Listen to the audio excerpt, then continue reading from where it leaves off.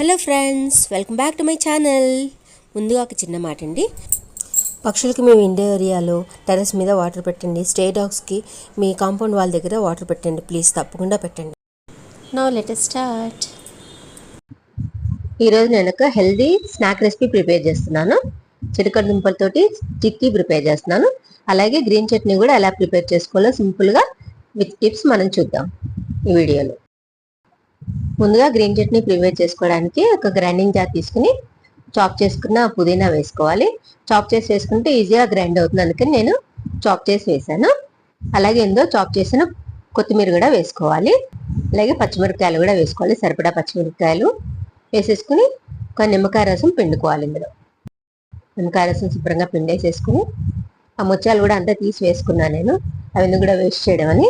మొత్తం ఇలా నిమ్మకాయ రసం బాగా పిండేసేసుకుని పుదీనా కొత్తిమీర ముందుగానే వాష్ చేసిన తర్వాత చాప్ చేసి రెడీ చేసుకోవాలి. ఇందులో సరిపడా ఉప్పు వేసుకోవాలి. సరిపడా ఉప్పు వేసుకుని ఇప్పుడు ఒక ఇంపార్టెంట్ టిప్ చెప్తాను నేను. ఇది పచ్చడి మంచిగా కలర్ మంచిగా రావాలి అంటే అని ఇందులో పెరిగేసి గ్రైండ్ చేసుకోవాలి. కొంచెం పెరిగేసి గ్రైండ్ చేసాం అనుకోండి చట్నీ చాలా టేస్టీగా ఉంటుంది. అలాగే కలర్ కూడా మారదు, గ్రీన్ కలర్ లోనే ఉంటుంది. ఈ యూస్ఫుల్ టిప్ నచ్చితే మీరు కూడా ఇంప్లిమెంట్ చేయండి. ఇలా బాగా గ్రైండ్ చేసేసుకుని రెడీ చేసుకుని పెట్టుకోవాలి మనం గ్రీన్ చట్నీ. ఇప్పుడు కొత్తిమీర, ఉల్లిపాయలు, పచ్చిమిరపకాయలు, పుదీనా ఇవన్నీ శుభ్రంగా వాష్ చేసేసి క్లీన్ చేసి ఫైన్గా చాప్ చేసి రెడీ చేసుకోవాలి. ఇలా ఒక మిక్సింగ్ బౌల్ తీసుకుని మనం ముందుగానే ఉడకబెట్టి వాటర్ తీసి పెట్టుకున్న చిలకడ దుంపల ముక్కలు వేసుకోవాలి. మొత్తం వేసేసేసుకుని మనం శుభ్రంగా మ్యాష్ చేసుకోవాలి. అంతా మెదిపేసుకోవాలన్నమాట, బాగా మెత్తగా మెతుకోవాలి. మ్యాషర్ అంటే మ్యాషర్ యూజ్ చేయొచ్చు, లేకపోతే చేత్తోనే ఇలాగా మెదిపేసుకోవచ్చు. ఏంటంటే చిలకడ దుంప చాలా ఈజీగా మెదిగిపోతుంది. ఇలా ముక్కలు లేకుండా ఇలా బాగా మెదిపి రెడీ చేసుకోవాలి. ఇప్పుడు ఇందులో మనం ఫైన్గా చాప్ చేసి రెడీ చేసుకున్న కొత్తిమీర, పుదీనా, కరివేపాకు కూడా ఇందా నేను చెప్పడం మర్చిపోయాను. పచ్చిమిరపకాయలు, ఉల్లిపాయలు, కరివేపాకు అన్నీ వేసేసుకోవాలి. ఇందులో సరిపడా ఉప్పు వేసుకోవాలి. సరిపడా ఉప్పు వేసేసుకుని కొంచెం జీలకర్ర కూడా వేసుకోవాలి. కొంచెం పసుపు వేయాలి. ఇందులో 1 టేబుల్ స్పూన్ కారం కూడా వేసుకోవాలి.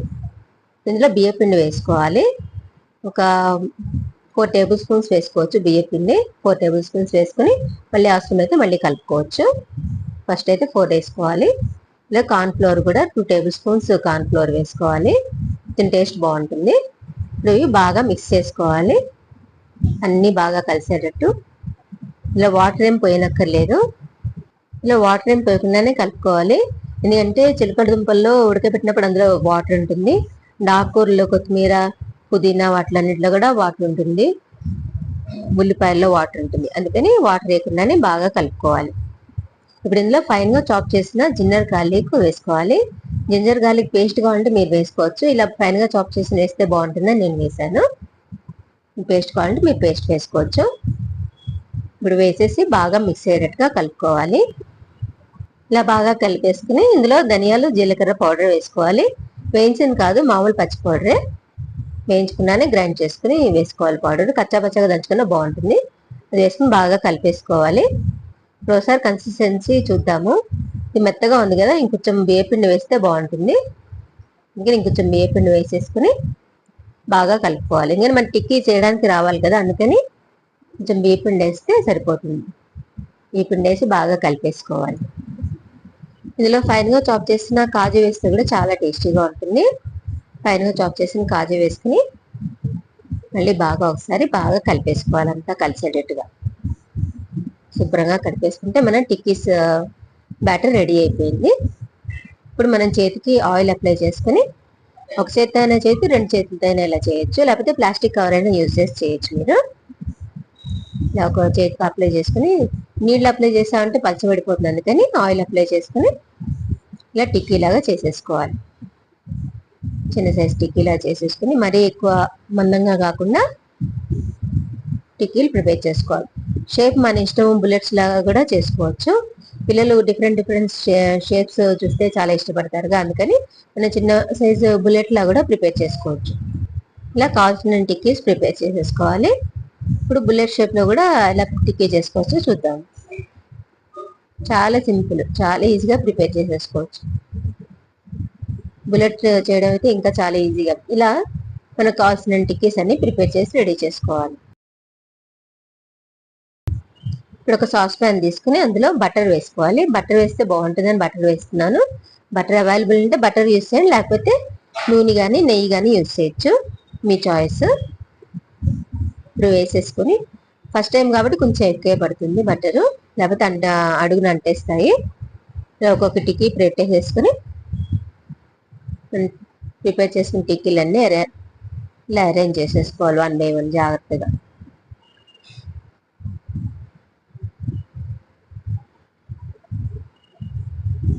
అన్నీ ఇలా అరేంజ్ చేసేసుకోవాలి. సిమ్లోనే పెట్టి కాల్చుకోవాలి, లేకపోతే కనుక మాడిపోతాయి. హైలో పెట్టకూడదు. ఇలా స్పూన్ తోటి మనం బటర్ని పైన అంతా కూడా ఇలా స్ప్రెడ్ చేసామనుకోండి, ఇప్పుడు బాగా ఈవెన్గా కుక్ అవుతాయి ఇవి.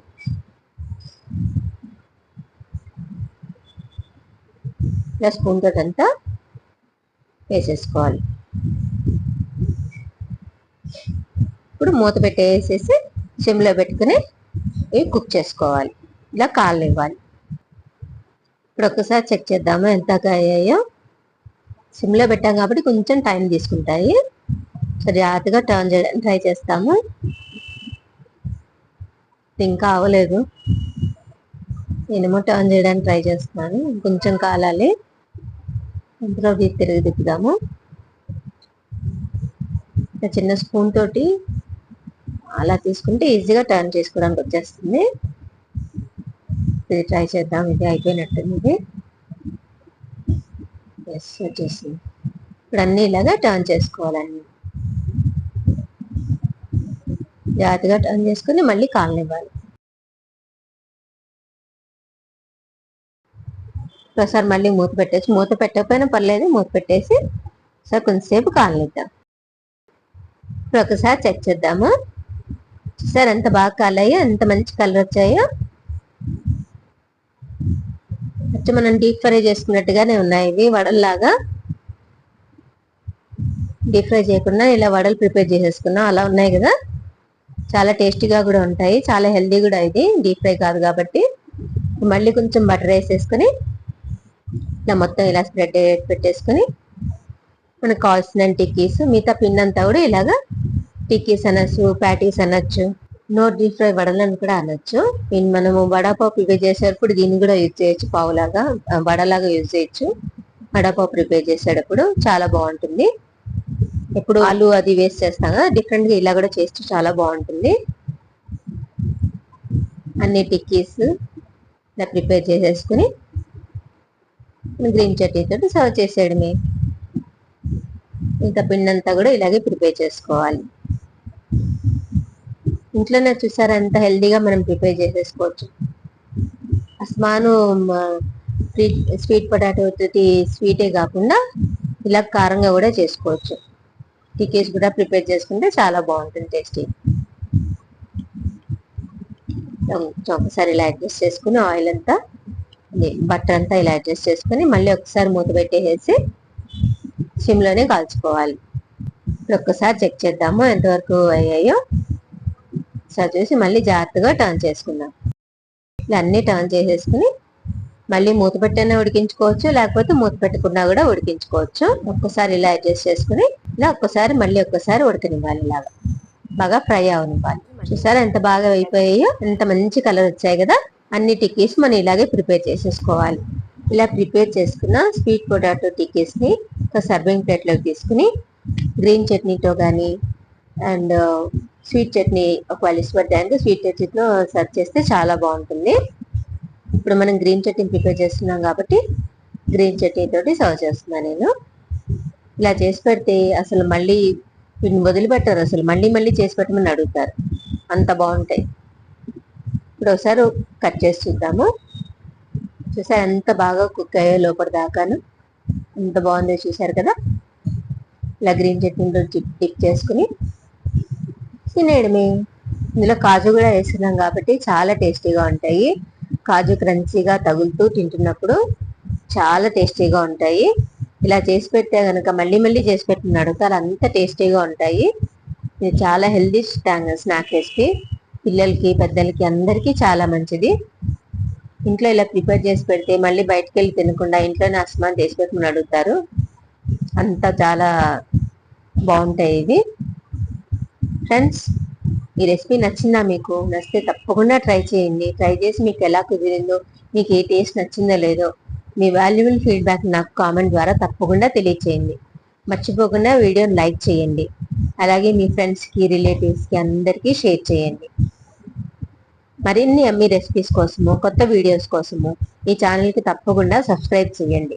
అలాగే పక్కనున్న బెల్ ఐకాన్ యాక్టివేట్ చేసుకుంటే నేను వీడియో వేసినప్పుడల్లా మీకు నోటిఫికేషన్ వస్తుంది.